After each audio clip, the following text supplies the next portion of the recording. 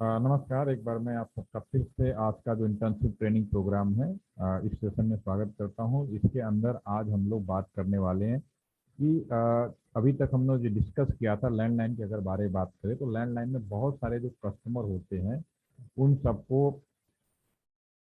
Optical fibre के माध्यम से एक लोकेशन से दूसरे लोकेशन में भेजते हैं। लेकिन लोकल में जैसा कि आप सभी ने देखा, चाहे टावर हो चाहे आपका लैंडलाइन हो, लोकल में हर एक कस्टमर का वायर या सिग्नल जो फ्रीक्वेंसी जो भी कुछ है सब सेपरेट होता है। लेकिन जब अपने लोकल स्टेशन से लेके दूसरे स्टेशन की तरफ भेजने की जब बात की जाती है तो ये पूरा लाइन सिंगल पेयर लाइन में कन्वर्ट हो जाती है। सिंगल पेयर लाइन में कन्वर्जन का मतलब है कि एक जाने वाला और एक रिसीव करने वाला सिर्फ एक ही पेयर में पूरे हजार 10,000 लाखों एक ही पेयर के फाइबर में चला जाता है और आता है। तो ये चीज कैसे होता है वो हम आज डिस्कस करने वाले हैं। 15 से 20 मिनट लगे, होपफुली आपको समझ में आ जाएगा। अगेन मैं रिपीट कर रहा हूँ, आज का जो सेशन है उसमें हम ये बात करने वाले हैं कि इतने सारे लोग सब लोग जुड़ते हैं लोकल में, सबके लिए लाइन अलग हो सकती हैं, नेटवर्क अलग हो सकता है, लेकिन जब मेन लाइन पे आते हैं तो सारे मिक्स होकर सिंगल लाइन में मूवमेंट करते हैं। वो कैसे संभव है उस पर हम बात करने जा रहे हैं। इसके लिए संभव पॉसिबल है आपका जो होता है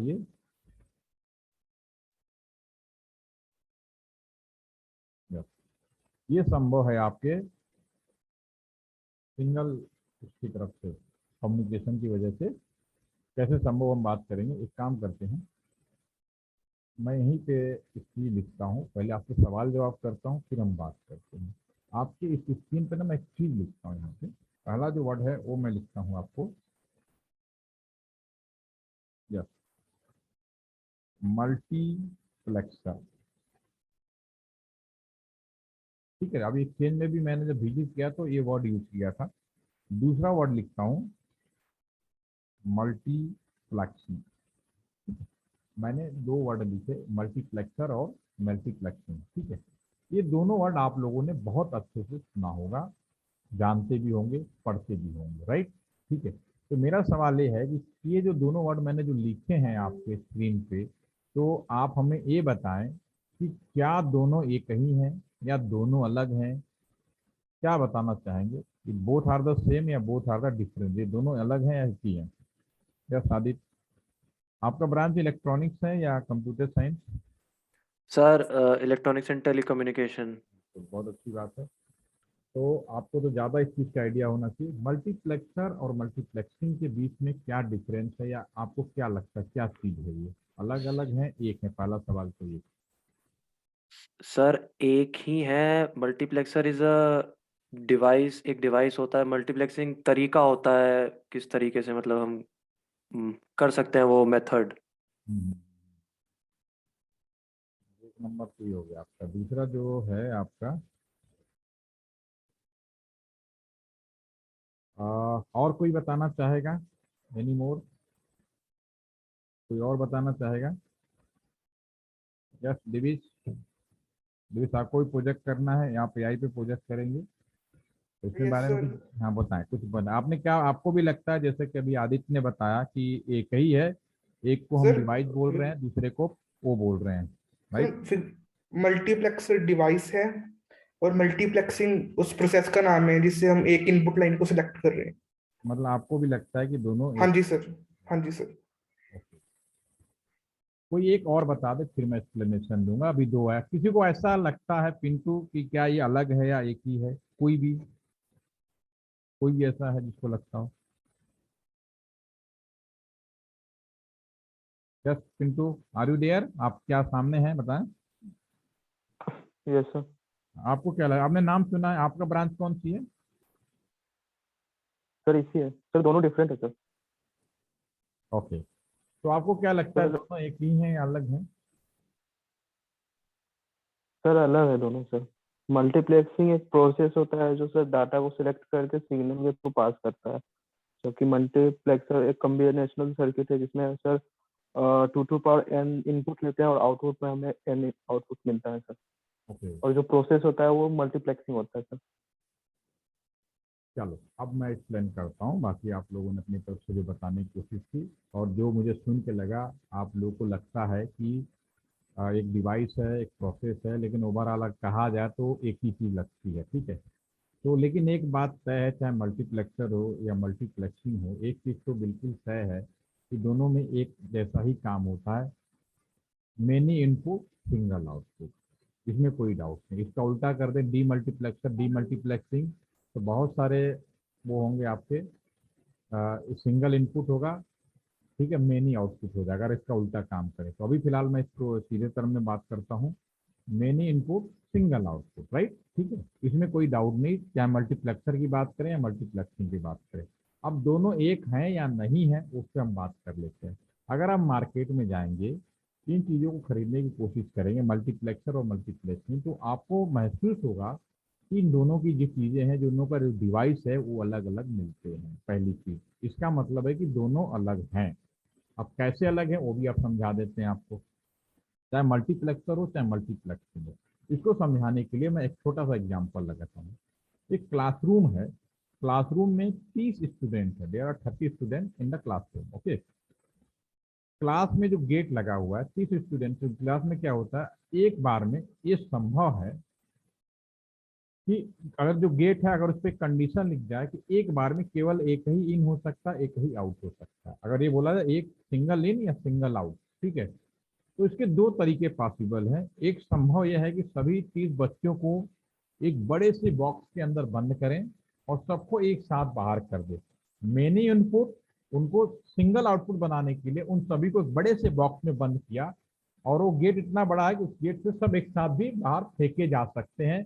मेनी इनपुट सिंगल आउटपुट, एक संभावना ये होगी, ठीक है। दूसरा पॉसिबिलिटी ये है, रोल नंबर 1 पहले जाएगा, रोल नंबर 2 बाद में जाएगा, 3 जाएगा, एक सीक्वेंस मैं आपको बना सकता हूँ, 1 बाई 1 करने के लिए जा सकता है, राइट, ये भी हो सकता है, राइट, ठीक है। तो इसमें भी यही हो गया। तो आप जब मल्टीप्लेक्सर पढ़ाई कर रहे होंगे या पढ़ रहे होंगे या पढ़े होंगे, तो मल्टीप्लेक्सर में ये आपको हमेशा पढ़ाया जाता है इनकोड एंड सिंगल आउटपुट। तो जब मल्टीप्लेक्सर की बात होती है तो मल्टीप्लेक्सर हमेशा आप जब पढ़ते हैं तो आपका ये जो मल्टीप्लेक्सर है वो आपका 2 into 1, जस्ट 1 मिनट, ये आपका जो मल्टीप्लेक्सर है वो आपका 2 into 1 पढ़ा होगा आपने, 4 into 1 पढ़ा होगा आपने, ठीक है ना, 8 into 1 पढ़ा होगा। ये मल्टीप्लेक्सर, ये क्या होता है, इनको इनकोड करते हैं, उस तरह से भेजते हैं, तो दिस इज द मल्टीप्लर, इसका जो भी डिवाइस बनता है, काम इसमें भी हो रहा है। 2 4 मार्केट में आपको 16 into 1 तक का मिलेगा। 32 into 1 का होगा तो उसमें क्या होता है, 16 into 1 के 2 यूज कर देते हैं, बाकी 2 into 1 का 1 बनाया जाता है। आप इलेक्ट्रॉनिक स्टूडेंट समझ सकते हैं, लेकिन जो पढ़ने के लिए किताबों में मैथमेटिकली सोल्यूशन निकालने के लिए आप चाहे 32 64 into 1 भी बात कर सकते हैं, बट जो मार्केट में अभी जो डिवाइस मिलती है वो 16 into 1 या 32 into 1 का भी होगा, 216 का मिला के बनाया जाता है। इस तरह कॉम्बिनेशन करके हम उसको बनाते हैं, राइट, ठीक है। जो मल्टीप्लेक्सिंग होती है उसमें भी सेम काम होता है, लेकिन इसका तरीका थोड़ा अलग होता है। इसमें दो तरह के यूज होते हैं, दो तरह का मल्टीप्लेक्सिंग होती है, आपने पढ़ा होगा। एक को बोलते हैं टीडीएम और दूसरे को बोलते हैं एफडीएम। काम बिल्कुल एक जैसा है, बस थोड़ा सा माइनर डिफरेंस होने की वजह से चीजें अलग हो गई हैं। और जो मैंने आपको एक्सचेंज विजिट बताया था कल, आपको अभी जो वीडियो शेयर किया था उसमें इन दोनों चीजों का इस्तेमाल किया गया, तब जाके सिंगल आउटपुट मिला, जो मैं अभी इस पे पीपीटी पे भी आपको बस समझाने की कोशिश करूंगा, ठीक है। टीडीएम और एफडीएम यानी मल्टीप्लेक्सिंग को समझने की कोशिश कर देते हैं। आपका जो एफडीएम है और टीडीएम है उसमें क्या डिफरेंस होता है, पहले इसको समझ लेंगे, तब आपको समझ में ये आ जाएगा कि हजारों कस्टमर, लाखों कस्टमर सिंगल आउटपुट में कैसे कन्वर्ट होते हैं, ये आपको समझ में आ जाएगा, राइट। तो इसको समझने के लिए आप समझिए, मैं एफडीएम और टीडीएम की भी पहले बात करूंगा, फिर उसके बाद फर्दर में बात करूंगा। आपका ये एक रोड है, इस रोड के पहले 3 ट्रक हैं, सपोज करो 3 ट्रक, 1 ट्रक, 2 ट्रक और ये 3 ट्रक, ठीक है ना। ये ए लोकेशन से आपको बी लोकेशन में जाना है, ठीक है। बी लोकेशन पे पहुंचने से पहले एक ओवरब्रिज आता है, यहाँ पे मान लेते हैं कि ओवरब्रिज यहाँ पे है आपके पास में। और ये जो ट्रक है, जब हम इसको मूवमेंट कर रहे हैं उसके बाद 3 3 ट्रक का मैंने बहुत सारे ग्रुप बनाया हुआ है। ये ट्रक मान लो रेड कलर का है, ये येलो कलर का ट्रक है और ये ब्लू कलर का है। आपने सामान भरा और इसी तरह का बहुत सारे आपने रेड, ब्लू और येलो का ग्रुप बना रखा है। और एक टाइम पे एक तीनों ट्रक आप छोड़ रहे हैं। पहले मान लो ये पहले ग्रुप को छोड़ा जिसमें 3 कलर वाले ट्रक छोड़े गए और इस रोड से चलते हुए यहाँ पे आ गए। बी लोकेशन पे पहुंचना था और यहाँ पे 3 अलग अलग बंदे खड़े हैं। ये ए खड़ा है, उसके बाद बी खड़ा है और उसके बाद सी खड़ा है। ए वाले रेड को रिसीव करने के लिए बी वाला येलो को रिसीव करेगा, सी वाला हमारा येलो ब्लू को, ठीक है ना, ब्लू को रिसीव करेगा, राइट, ठीक है। अब ये इस यहाँ सामान छोड़ा, यहाँ पे आके इसको रिसीव कराना जहाँ पे है। तो अगर यहाँ पे इस ओवरब्रिज के इस पॉइंट पे पहुंचता है, सपोज करो इस बिन के इस पॉइंट पे पहुंचता है, तो जो आर है जैसे इस मोड़ पे पहुंचा, जो पहले पहुंचेगा वो पहले चढ़ेगा और जो भी कलर वाला है वो आपको पहचान किया और अपने आप लेके चला गया, ठीक है ना, कोई दिक्कत नहीं। इसको बोलेंगे एफडीएम, फ्रीक्वेंसी डिवीजन मल्टीप्लेक्सिंग। भले सब आ रहा हो लेकिन सिंगल आउटपुट किया गया, फ्रीक्वेंसी कलर के ऊपर होता है, राइट, ठीक है। अब समस्या क्या होगी, अगर मान लो तीनों ट्रक एक साथ इस लोकेशन पे पहुंच जाए तो पहली समस्या, कौन पहले जाएगा ओवरब्रिज पे, झगड़ा हो जाएगा कि नहीं हो जाएगा, ठीक है। सिस्टम हैंग, ठीक है। इस रूट की सभी लाइनें व्यस्त हैं। सुना है कभी कभी आपके फोन पे, अभी आप तो इस दुनिया में जी रहे हैं, इस तरह के वर्ड आपके टेलीफोन पे सुनाई दे सकता है, इस रूट की सभी लाइनें व्यस्त हैं। मतलब झगड़ा हो रहा है या कोई और भी कारण हो सकता है, आगे नहीं बढ़ रहा, ट्रैफिक बंद है, ठीक है, ये कारण ये भी हो सकता है। दूसरा, मान लो ये पहली समस्या, ट्रैफिक जाम, ट्रैफिक जाम। दूसरा हो सकता है कि रेड वाला यहाँ पे आया और इसका टायर पंचर हो गया, किसी वजह से पंचर हो गया। अब यहाँ पे किनारे खड़ा होकर अपना टायर ठीक कर रहा है, ठीक है, कोई दिक्कत नहीं, अपना टायर ठीक कर रहा है। इस रेड वाले को यहाँ पहुंचना था लेकिन वो पहुंच नहीं पाया क्योंकि उसकी टायर खराब। लेकिन उतने ही थोड़ी देर के अंतराल के बाद इसका टायर ठीक नहीं हुआ, ये दूसरा के काम इतना फास्ट होता है, दूसरा वाला मूवमेंट में आ गया। ये जो आपका ए था, पुराने वाले रेट को रिसीव करने वाला था लेकिन रिसीव कर लिया, जो नया वाला ग्रुप चला था उस वाले रेट को रिसीव कर लिया, यानी नंबर किसी को मिलाया, मिल किसी को चला गया। क्रॉस कनेक्शन, पुराने समय में क्रॉस कनेक्शन बहुत होता है। एक अनिल कपूर की मूवी थी मिस्टर इंडिया, आपने शायद देखी नहीं होगी या देखेंगे, तो उसमें आप देखना कि उसमें जो अनु कपूर है उसके लैंडलाइन उसके यहाँ खूब लगा होता है। जब फोन उठाता है तो वो कहता है जी मेरी भैंस बीमार है, क्योंकि तो पत्रकार होता है तो उसके पास उल्टे पुल्टे लगा से फोन आते रहते हैं, क्रॉस कनेक्शन होता रहता है। मतलब इसकी वजह का कारण ये था, पहले बहुत ज्यादा होता था। इस समस्या में इसको बोलेंगे फ्रीक्वेंसी डिवीजन मल्टीप्लेक्सिंग। मैंने इनपुट था लेकिन इसमें कलर स्कीम की व्यवस्था की गई जिसकी वजह से ये समस्या होती थी। इस चीज से मुक्ति कैसे पाया जाए, उस समस्या को हमने कैसे समाधान किया, वो हमने शुरू किया जो नई टेक्नोलॉजी बोलते हैं टाइम डिवीजन मल्टीप्लेक्सिंग। क्या किया हमने, हमने कहा कि भाई ये जो पहला ग्रुप है, अब हम कलर की बात नहीं करेंगे, हमने इसमें ग्रुप बनाएंगे, भले कलर रहे कोई फर्क नहीं पड़ता, तो फ्रीक्वेंसी तो रहेगा ही रहेगा कलर।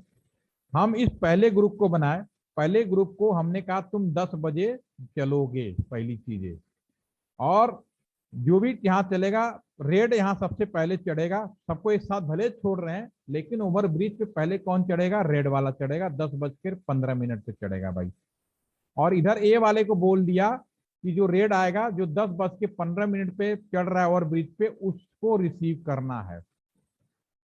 तो पहली समस्या खत्म, अगर तीनों यहाँ साथ पहुंच गए, भले येलो वाला पहले पहुंच जाए, येलो वाले का टाइम 10:20 हो सकता है, 10:25, लेकिन 10:15 का जो टाइम है वो रेड वाले का है, तो रेड वाला ही चढ़ेगा, तो उसको ही परमिशन दी गई। तो वो समस्या खत्म हो गई कि ट्रैफिक फंसने वाला हो, सबसे पहली बात, इजली और गलत आदमी नहीं चढ़ेगा।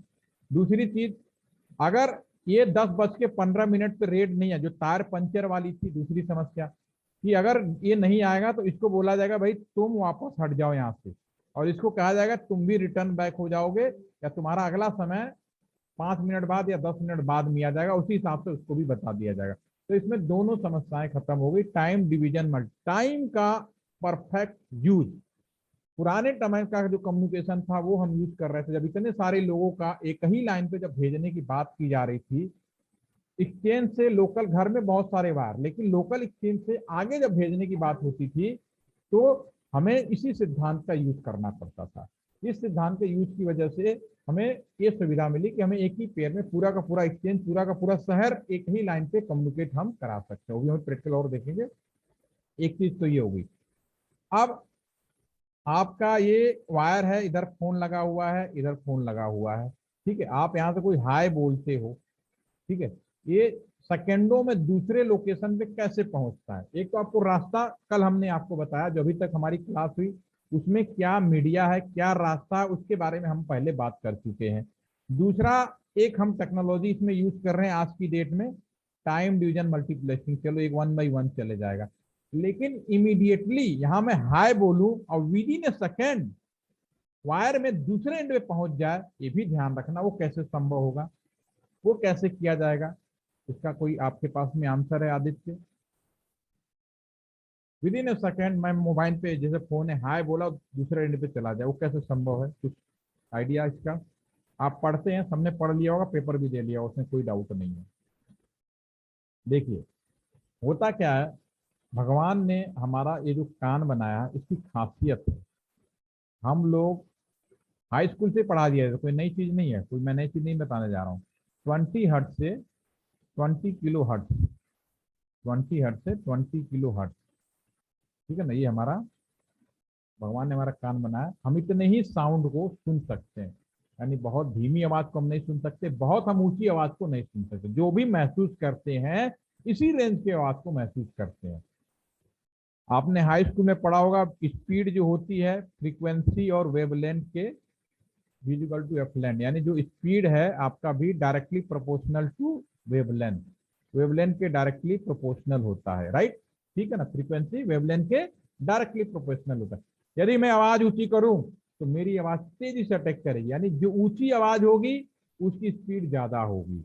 हमने इसी चीज का फायदा उठाया। हमने क्या किया, जैसे मेरा ये मशीन है, जैसे मैं हाय हेलो बोलता हूं, यहाँ पे ऑटोमेटिक हाई फ्रीक्वेंसी जनरेट करने वाला बहुत ऊंची आवाज, वेरी हाई फ्रीक्वेंसी, जो हमें सुनाई नहीं देता। एक बाल्टी पानी में एक ड्रॉप कोई भी चीज मिला दो आप, पूरे एक बाल्टी पानी है उसमें तो ओवरऑल पानी ही रहेगा, तो ये जब पूरा मिलाओगे तो वेरी हाई, यानी हमारा जो साउंड है बहुत ही एक ड्रॉप के समान है।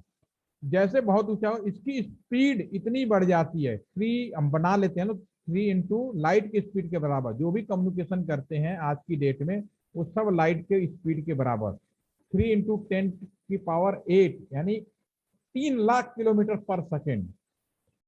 यानी मैं जैसे इस आवाज को मिलाऊंगा मेरे साउंड का जो स्पीड है एक सेकेंड में 3 लाख किलोमीटर मूवमेंट हो जाता है, ठीक है। तो जो दूसरे एंड पे चले गए विद इन अ सेकेंड, तो जो मिलाने वाला प्रोसेस है इसका आप सभी लोग अच्छी तरह से नाम जानते हैं, मॉड्यूलेशन,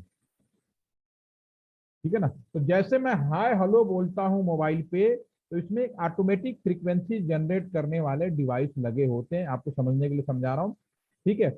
और हाई फ्रीक्वेंसी सुनाई नहीं देता, ऑसिलेटर हो सकते हैं, बीसी हो सकता है, बहुत सारे ऑप्शंस अवेलेबल है। ऑसिलेटर का काम क्या है, वो कभी आपने पढ़ा या समझने की कोशिश की, ये इसका यूज क्या होता है? इसका यूज यहाँ पे होता है जो मैं अभी आपको बताया दूसरे एंड पे। और इसको जो मिक्सिंग है भेज दिया, मॉड्यूलेशन कहलाएगा। दूसरे एंड पे जो चीज हमने मिलाई थी इसको रिमूव कर दीजिए आप, तो हमारा ओरिजिनल साउंड यहाँ पे आपको मिल जाएगा। जब ओरिजिनल साउंड आपको यहाँ मिलेगा तो फिर हमारा जो वो चीजें हमारे यहाँ पे सुनाई दे जाता है, दूसरे एंड पे हमें वो चीज सुनाई दे जाता है, राइट?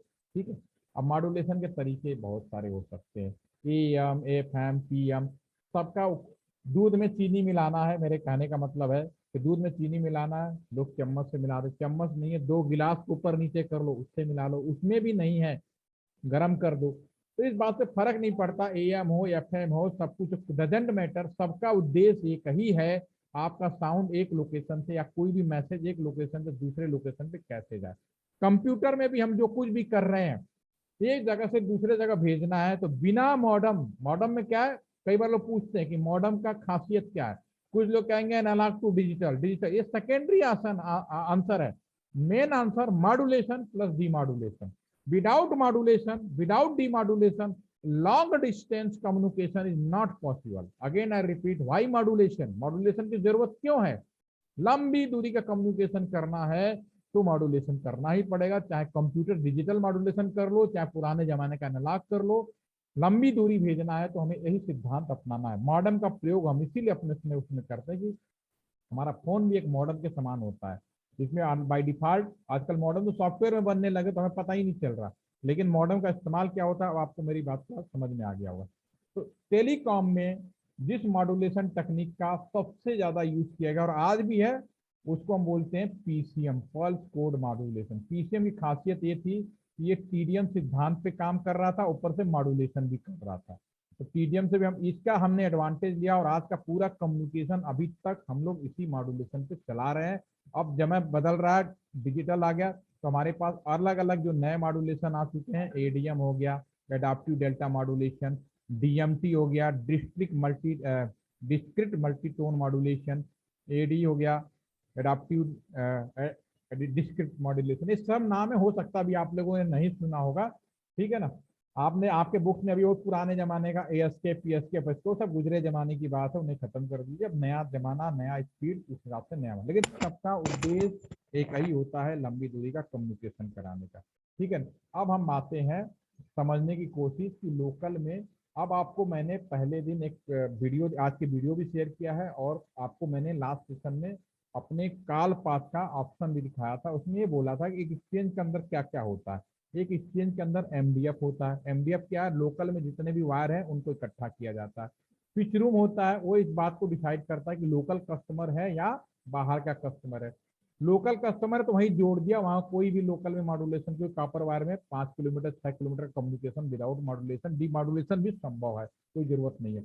लेकिन जैसे बाहर की दुनिया में बात करेंगे तो फिर ट्रांसमिशन रूम में जाएगा। तो ट्रांसमिशन रूम में कैसे जाएगा, आज की वीडियो मैंने आपको बोला कि देखे एक्सचेंज विजिट में, तो मैंने बताया कि स्विच रूम में ही एक हमने पीसीएम पॉइंट लगाया हुआ है। स्विच रूम ही उस सबको, लोकल कॉल है ठीक है, नहीं तो पीसीएम में जाएगा और पीसीएम की मदद से ट्रांसमिशन रूम में जाएगा। एक रूम और है ट्रांसमिशन।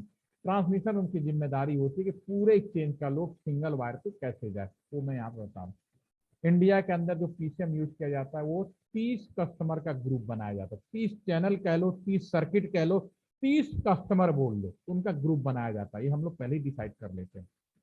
इसमें देखते हैं, मान लो एक एक्सचेंज है, उसमें 120 कस्टमर है और 120 लोग दूसरे लोकेशन में बात करना, तो कितने पीसीएम चाहिए? तो 30 कस्टमर का एक ग्रुप यानी 4 पीसीएम चाहिए, यानी 4 वायर से काम हो जाएगा, 4 आईसी से काम हो जाएगा। तो मैं यहाँ 30 कस्टमर का ग्रुप बनाता हूँ और ये स्विच रूम के अंदर ही पीसीएम रैक लगी, वहां जोड़ दिया। लोकल में कोई दिक्कत नहीं। जब अब ये निकलेगा यहाँ से एक, अब मान लो 120 कस्टमर है तो 4 पीसीएम निकलेगा और ये वायर निकल के ट्रांसमिशन रूम में आएगा, जहाँ पे एक रैक खड़ी होती है जिसे हम लोग डीडीएफ नाम दिया है, जिसमें कुछ नहीं, जो वायर स्विच रूम से पीसीएम के थ्रू से यहाँ आ जाता है। तो 4 पीसीएम 4 आ गए। अब यहाँ पे मल्टीप्लेक्सिंग का काम और मॉड्यूलेशन का काम वो हमारा पीसीएम में ही हो जाता है। TDM, time division multiplexing, 1 by 1, ये सब मिक्स नहीं कर सकते, इनकोड नहीं कर सकते, इनको सिंगल सिंगल वायर को भेजना आगे की तरफ तो डिजिटल फॉर्म में। अब यहाँ पे इन सबको इनकोड करके सिंगल आउटपुट बनाना है, तब यहाँ पे हम मल्टीप्लेक्सर यूज कर देते हैं ट्रांसमिशन रूम में। और ये जो ट्रांसमिशन रूम में जो यूज किया, इन्हीं को हमें ऑप्टिकल फाइबर में कन्वर्ट करना है। I want to change in optical fibre. तो आप इलेक्ट्रिकल से ऑप्टिकल में बदलने के लिए हमें ऑप्टिकल सोर्स की जरूरत होती है। तो अगेन एक क्वेश्चन सभी से, आप अभी जहां बैठे हैं, क्या आपके रूम में कोई ऐसा चीज लगा है जो इलेक्ट्रिकल को ऑप्टिकल में बदल रहा है? ये बड़ा स्मार्ट क्वेश्चन है, इसी वजह से मैं पूछ रहा हूँ। मैं इंटरव्यू भी लेता रहता हूँ तो पूछता रहता हूँ। तो अभी आप जहाँ पे, आदित्य आप बैठे हैं, मुस्कान आप जहाँ बैठी हैं, पहले आदित्य आप ही बताइए, क्या आपके पास रूम में ऐसी कोई डिवाइस लगी है जो इलेक्ट्रिकल को ऑप्टिकल में कन्वर्ट कर रही है? यस, आप जहाँ बैठे वहां पे है ऐसा कोई चीज? यस पिंटू, आपके पास में? कंफ्यूज हो गए? ट्यूबलाइट का काम क्या है? इलेक्ट्रिकल सिग्नल आ रहा है, उसको ऑप्टिकल में बदल रहा है, डिसीजन। तो इसी तरह से यहाँ पे जितने भी टेलीकॉम है, उसके अंदर जो इलेक्ट्रिकल को ऑप्टिकल में बदलने वाली जो चीज होती है, उसको ऑप्टिकल सोर्स। ये बहुत इंपॉर्टेंट क्वेश्चन पूछा जाता है कंपटीशन में, अप टू इंजीनियरिंग सर्विसेज, कि ऑप्टिकल सोर्स बताओ टेलीकॉम या आईटी सेक्टर में। तो आप कहोगे ऑप्टिकल सोर्स दो ही होते हैं, लेजर और एलईडी। यहाँ पे लेजर और एलईडी कन्वर्ट कर देता, फिर ऑप्टिकल फाइबर, एक फाइबर से पूरा दूसरे एंड पे चला जाएगा। दूसरे एंड पे जाएंगे, रिवर्स हो जाएगा। जैसे भेजने वाला रिवर्स क्या करेगा, जैसे जैसे उल्टा करेगा। अब उल्टा ऑप्टिकल सिग्नल को इलेक्ट्रिकल में बदलना पड़ेगा, जैसे मिला तो उसे अलग अलग करना भी पड़ेगा। इसको बोलते हैं डिटेक्टर। और जिस डिटेक्टर का इस्तेमाल किया जाता है वो एपीडी होता है, एवलांस फोटो डायोड, ठीक है। ये डीमक्स करेगा, जैसे मिक्स किया, फिर पीसीएम में डीमॉड्यूलेट होगा और जिस भी कस्टमर को जोड़ना है ये जुड़ जाएगा। इस तरह से जिस भी टेलीफोन से जुड़ना हो आपका जुड़ जाएगा। तो एक जनरल स्ट्रक्चर मैंने आपको बताया कैसे मल्टीप्लेक्सिंग और एक सिंगल पेयर फाइबर में पूरी दुनिया में एक कंट्री से दूसरे कंट्री में भी जो कम्युनिकेशन है एक ही पेयर काफी है। हमने बहुत सारे सुविधाओं के लिए कोई घटना घटे ना एक्स्ट्रा जरूर बना रखा है, लेकिन कम्युनिकेशन के लिए एक पेयर फाइबर ही काफी होता है। ठीक है, तो अभी का जो सेशन था आज के सेशन में इतना ही रख रहा हूँ। इस सेशन में हमने इसी बात पर ध्यान दिया है कि कैसे इतने सारे कम्युनिकेशन स्टार्ट होते हैं, सिंगल लाइन पे मूवमेंट हो जाता है। तो ट्रेडिशनल वाला जो पार्ट है डे 1 से जो मैंने अभी शुरू किया था वो आपका ओवर हो चुका है। अब हम नए नेटवर्क के बारे में बात करेंगे जिसका हम लोग स्टार्ट करेंगे कल से। इस सेशन का हम लोग स्टार्टिंग करेंगे, ठीक है ना। तो होपफुली कि आप लोग इस संडे को ज्वाइन कर पाएंगे। कल कोई दिक्कत नहीं होगी ना किसी को। तो कल हम लोग इसी टाइम पे फिर मिलते हैं। आज के लिए इतना। इस वीडियो को देखिए, मन में अगर कोई सवाल है इस वीडियो को दोबारा देखिए और कल इस सवाल को पहले पूछिए, फिर हम उसके आगे बढ़ते हैं। ठीक है, इतना आप करिए पहले। और आज के लिए इतना ही। Thank you for all of you कि आपने पेशेंट रखा और इस क्लास को ज्वाइन किया। Thank you. Thank you sir. Thank you sir. Thank you sir.